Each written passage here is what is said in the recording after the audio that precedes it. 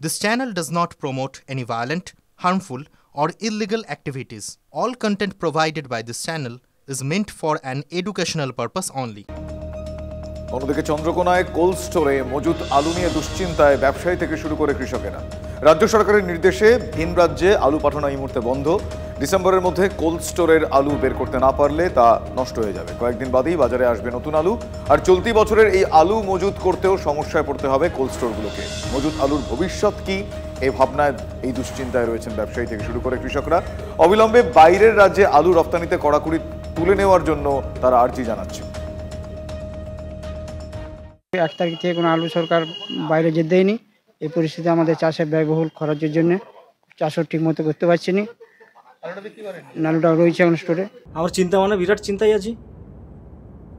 ব্যবসাদাররা আলু বার করছে আর যেতে দিচ্ছে না, তো বার করবে কি করে? এখানে অনুন্নত মানের আলু কেবাইস এবং পোগরাজ এবং যে জ্যোতিটা আছে সেটা এত সাইজ ছোট, সেটা কলকাতা বা লোকাল মার্কেটে লোক কেউ খায়নি। অতএব এই আলুটা ভিন্ন রাজ্যে না গেলে এই আলুটা কোনোদিনই শেষ হবে না। আলুটা কোনোভাবেই সরকার এমনই পরিস্থিতির মধ্যে বেঁধে রেখেছে যে আমাদেরকে আলুটা বাইরে নিয়ে যেতে দিচ্ছে না। এমনকি আমাদের রাজ্যেও যে যাবে তার জন্যও তার সবসময় সব ক্ষেত্রে বাধা। রাত থেকে বৃষ্টি। আরামবাগ মহকুমা জুড়ে ভোর থেকে কুয়াশা। শীতের মৌসুমে বৃষ্টি হলে আলু চাষে ক্ষতির আশঙ্কা করছেন কৃষকরা।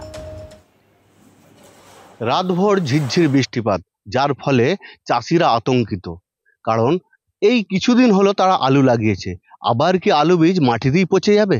কারণ গত বছরের আতঙ্ক এখনো কাটেনি চাষিদের।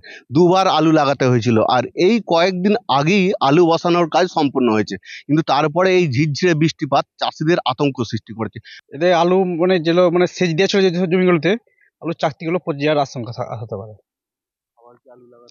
আর আলু লাগিয়ে কি হবে বলুন না। এখন পর্যন্ত আবহাওয়ার আপডেট বলছে যে আজকে সারাদিন বৃষ্টি হতে পারে। এক প্রকার আতঙ্কিত আলু চাষিরা। আরামবাগ থেকে ক্যামেরায় মধুসূদনদের সঙ্গে তন্ময় বৈরাগী, TV9 বাংলা।